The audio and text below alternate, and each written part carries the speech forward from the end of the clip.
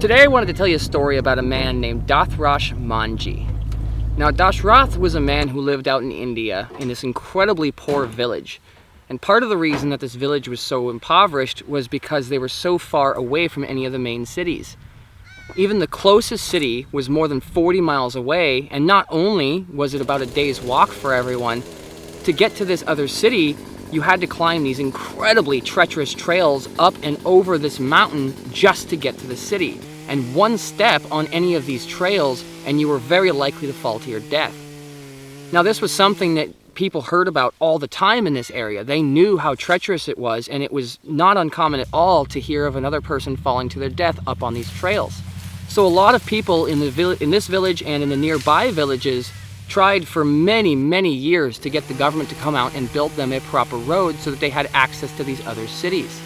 The problem was that they didn't have good access to things like food or water. They didn't have access to good building supplies or education or jobs or anything. They didn't really have access to anything. Everything they had was what they had directly around them. So when Dashrath finally got old enough, he decided he wanted to move away to one of these nearby cities that was about 120 miles away. And he got a pretty decent job there, and he was making a good living, but he missed his home so much. He decided eventually he wanted to just move back so he could be with his friends and family. After he moved back, he found a woman to marry and ended up having 2 kids. And the way he ended up making his living was his neighbor had a farm, and he would go up the trails to this farm every single day to work the fields. But he would only make about $1 a day. His whole family had to live on so little. Now one day when Dashrath was working up in one of these fields, his wife decided to come up and visit him, but on the way up, she slipped off of one of these trails and fell really far down and got incredibly injured. Some of the other villagers took her back to her home and then ran up and got Dashrath and told him what happened so that he could come and help her as well. Now, when someone is this injured, you really don't want to move them too much because it could actually worsen their injuries and cause them to die. So they had a decision to make. Do they carry Dashrath's wife 40 miles over these treacherous hills to try and bring her to a hospital, or should they try to mend her injuries there? And ultimately, they decided to just keep her at home to try and take care of her there. Unfortunately, after a couple of days of trying to mend her injuries, she ultimately died. And so Dashrath lost his wife, and his kids lost their mother. Now, of course, Dashrath is incredibly distraught at this information, and so are his children, that they have to bury Dashrath's wife. And so he decided to go down to the merchant one day, and he brought 3 goats with him. And he traded those goats for a hammer and a chisel.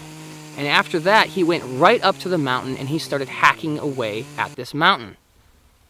And so a couple of the other villagers came up and asked him what he was doing, and he said that he was going to try and carve through the mountain so that his village finally had access to good health care and all the other things that his village needed. And of course, all of them thought this was a crazy idea. One man can't carve through an entire mountain. But Dashrath wouldn't listen to any of it. He just kept carving.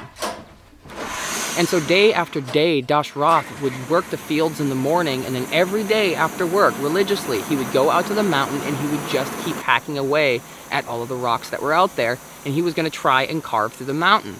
Eventually, he ended up learning that if you set a fire underneath the boulders and then throw water on it, you can crack the rocks into much smaller pieces, and he would carry the parts away that way.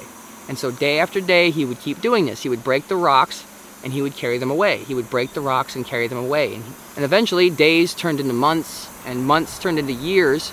And he was out there for 22 years, hacking away at this mountain.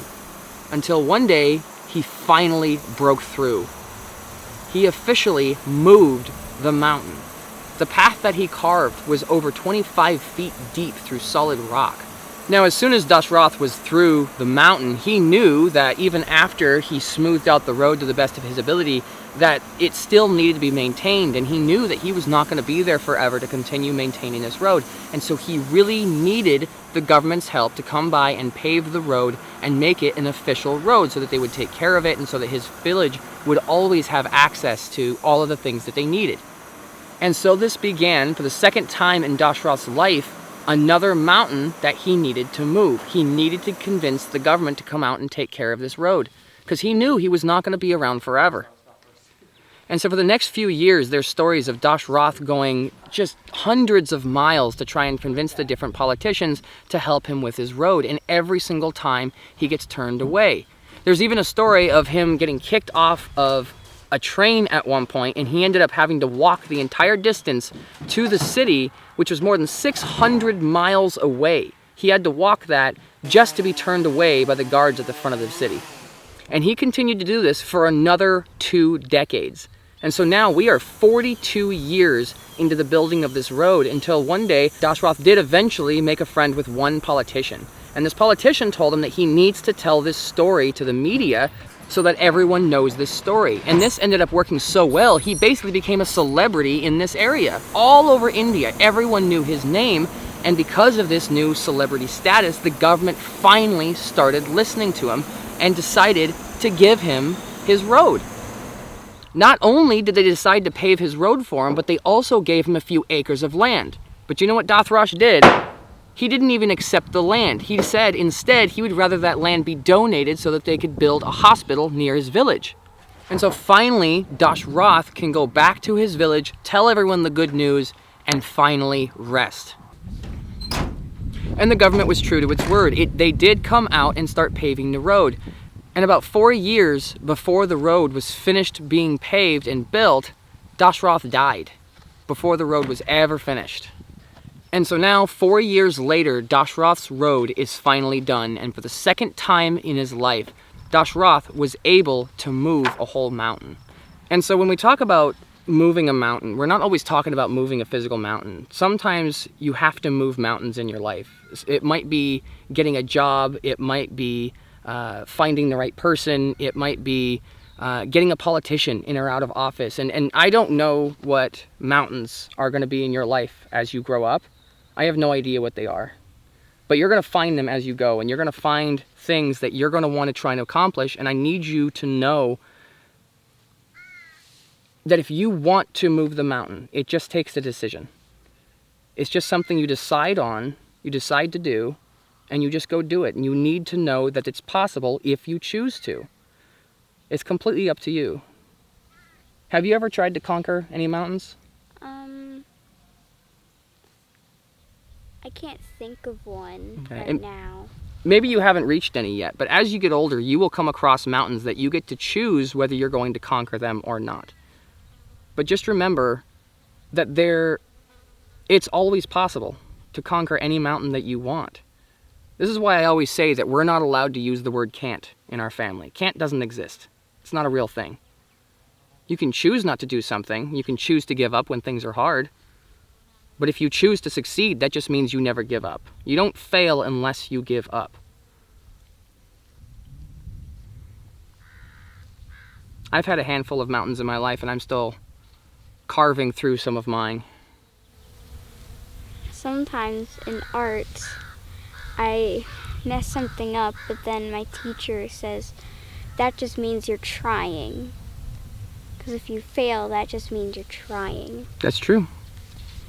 Every success comes with a lot of failure. You have to fail repeatedly, because that's how you learn how to avoid the failure, is by experiencing it. Because failure doesn't mean failure isn't meaning you did bad. Mm-hmm. It just means you're just trying and trying, and if you fail a lot of times, that just means you're working very hard. Exactly. Very cool.